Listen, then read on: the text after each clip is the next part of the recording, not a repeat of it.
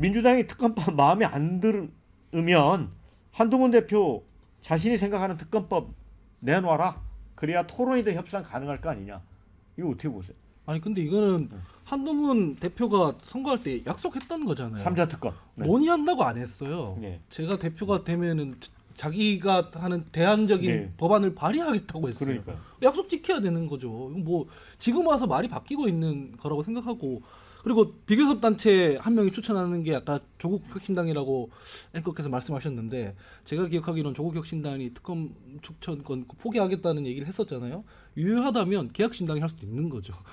개혁신당이 하면은 사실 그 국민들이 봤을 때는 좀 더 균형 잡힌 시각으로 볼 수도 있다고 저는 생각을 하고, 저는 그렇게 생각해요. 이거 사실 한동훈 대표가 거의 브랜드처럼 내걸고 그 선거에서 했던 건데, 이게 빨리, 저는 하루라도 빨리, 이게 그렇게 법안 성안하는 게 그렇게 어려운 법안이 아니거든요.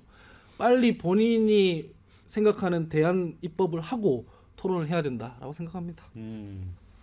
저는 그 한동훈 대표가 이제 뭐 특검법에 말했던 그 대안을 지킬 의사가 있는 건지 잘 모르겠어요. 네. 사실은 그 대표적인 친한계인 장동혁 최고만 하더라도 부정적인 의견을 또 표시를 하고, 그러다 그렇죠. 보면 뭘 어떻게 하고자 하는 건지를 모르겠는 상황이거든요. 지금 그게 제일 위험해요. 당대표기 때문에, 그러면 당대표가 그게 이거를 뒤집어야 되겠다라고 하면 그 내용이라도 좀 공유가 돼야 되거든요. 그래야지 그 이런 패널들이 나가서 대변인들이 그 큰 방향성에 맞춰 가지고 이제 움직일 수가 있는데, 지금은 그 내부에서도 이게 그냥 뭐 하자는 건지 말자는 건지 아니면 뭐 좀 뭉개고 가자는 건지, 그런 게 정확하게 방향성이 안 드러나는 것 같아 가지고, 그러면 그럴수록 민주당이 이 균열을 파고들 그 여지가 더 커지는 겁니다. 그래서 물론 이제 본인의 생각이 있고 그 생각을 진행해야 된다라고도 뭐 보시겠지만, 어쨌든 당대표니까 리더로서 그런 방향성은 수뇌부끼리는 좀 공유해가지고 이게 혼선이 일어나지 않도록 하는 것 필요하다고 보여집니다. 근데 저는 지금 전당대회가 끝난 지 얼마 됐습니까? 윤석열 대통령하고 또 한동훈 대표가 서로 잘해보자고 이야기한 게 뭐 얼마나 됐습니까? 그런데 전당대회 끝나자마자 거세게 최상병 특검을 하자고 그런 발의안을 막 당을 덜쑤시면서 할 수 있을까? 쉬운 일이 아니겠죠. 현실적으로 저는 현실적인 걸 말씀드려요. 당위적인 거야 뭐 100번이고 1000번이고 10,000번이고 얘기할 수 있겠죠. 그런 차원에서 지금 방금 전에 박영환 앵커께서 굉장히 중요한 말씀을 해주셨어요. 더 강화된 최상병 특검 법안이 추진되고 있는 상황에서 제3자 이 추천하는 법안을 받아들이겠습니까? 받아들이지도 않을 거예요. 그러면 뭐냐? 한동훈 대표로서는 첫 번째 당내에서 이런 공감대가 필요할 것이고, 그리고 실제로 이 민주당이 또 받아들일 준비가 돼 있어야 이게 뻘쭘해지지도 않는 거죠. 내놨는데 아니 그 우리 언제 받는다고 그랬어요? 너 당신 그런 것도 상식도 몰라요? 우리 안 받아요? 민주당 우습게 봐요? 그러니까 이런 것들을 좀 더 공고히 할 시간도 필요한 거죠. 그런 차원에서 민주당을 좀 더 곤혹스럽게 만들 수 있는 것이 금융투자소득세 폐지죠. 그러니까 이거는 이제 민생이기도 하고 또 친한이든 친윤이든 거부감을 서로 간에 표하기 힘든 그런 상황에서 이걸 두드려 놓고, 그러니까 방금 전에 원영섭 전 단장께서도 국민의힘 쪽에서 일을 하셨으니까 뻔히 알겠죠. 지금 뭐 당내에서 한동훈 해라 뭐 이런 분위기겠어요. 그러면 이런 것들을 좀 다져 놓은 다음에 일정한 시간이 지나서 뭐 10월이고 또 연말에 가서 이것도 민주당 내에서도 이재명 대표 관련된 환경의 변화, 김경수 전 지사의 복권으로 인한 등장으로 인해서 이걸 민주당도 이제는 받아들일 수밖에 없는 상황이겠구나 할 때 정치적으로 이게 꺼내 들겠죠. 예.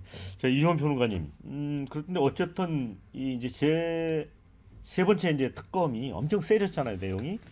그러면 이거를 윤석열 대통령이 수용하려는 만무하단 말이죠. 네. 그래서 진짜 한동훈 대표가 지난번 이제 전당대회 때 사실 그 카드를 꺼내서 차별화된 이미지로 상당히 표를 얻는 부분도 있었을 것 같거든요.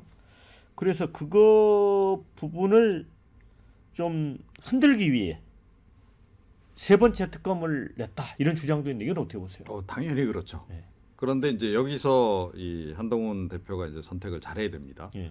굉장히 중요한 저는 선택의 기로에 섰다라고 생각하는데 만약에 이 본인이 공약했던 그 제3자 특검법 발의 못하면 바보 됩니다 이제. 예, 민주당이 가만히 있겠습니까? 정치적 공세도 공세지만 윤석열 대통령 결국 아바타에 불과한 거 아니냐 그런 얘기가 당장 나올 거예요. 그러니까 정치 생명에도 영향을 줄 수 있다. 그렇죠. 그러니까 이른바 이제 차별화는 아예 시도도 못 하는 거고 이렇게 해서 그냥 정치 생명이 거의 끝날 가능성도 굉장히 높다라고 생각합니다. 조금 전에 금투세 뭐 지금 굉장히 본인이 나서서 막 이렇게 하지만 금투세 폐지 얘기는 벌써 윤석열 대통령이 공약한 내용이에요. 그래서 새로운 게 아니에요. 한동훈 표가 아니에요. 그럼 한동훈 표를 내놔야 될 거 아닙니까? 그죠?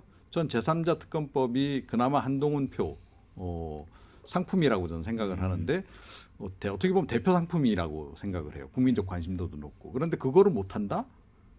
신제품을 하나 못 내놓는 정도의 대표다? 그러면 약발이 확실히 떨어질 수밖에 없을 것이다. 그렇게 생각합니다. 그래서 댓글에도 이런 게 있습니다. 한동훈 특검법으로 표 얻었으면 표값 해야지 왜 질질 끌고 있나 이런 의견이 있고요. 자, 한동훈은 용기가 없어서 특검하자고 못한다. 이런 의견이 있습니다. 그러니까 수긍이 가는 얘기인데 이종훈 평론가님 말씀이 금투세 폐지하면 그거는 저는 반대합니다만 그거는 그런 결과가 일어나면 이재명 대표의 점수가 올라가는 거예요. 왜냐면은 당내 저항을 뚫고 어쨌든 간에 그걸 성과를 낸 거고 한동훈 대표는 사실 당내 저항을 뚫고 특검법을 성사시켜야 되는 거거든요. 근데 최근에 나오는 보도라든가 소식이라든가 보면은 뭐 추경호 원내대표랑 계속 갈등 빚어지고 최고위 회의장에서 바로 면박당하고 뭐 그런다면서요. 이런 상황에서 본인이 이니셔티브를 쥐고 공약했던 사안을 못 밀어붙이면 저는 이종훈 평론가님 말씀대로 그냥 바보 된다고 생각합니다. 이미 돼 가고 있다고 봐요 저는. 바보가 돼가고 있다. 아니, 동의합니까? 아직은 그 허니문 기간이 좀 있어서 벌써 뭐 바보가 됐다라고 보기는 어렵고 좀 성급한 판단을 내리시는 것 같은데 근데 아직은 저는 그 시간을 볼 그런 게 남아 있긴 해요. 근데 그 시간이 곧 다가옵니다. 그 진짜 바보가 될 시간과 아닐 시간은 곧 다가온다고. 네, 그래서 댓글에 한동훈이 때를 보고 있다. 의원들을 설득할 수 있는 최선의 시점을. 근데 본인의 시점과 국민의 시점이 다르다는 게 함정이다.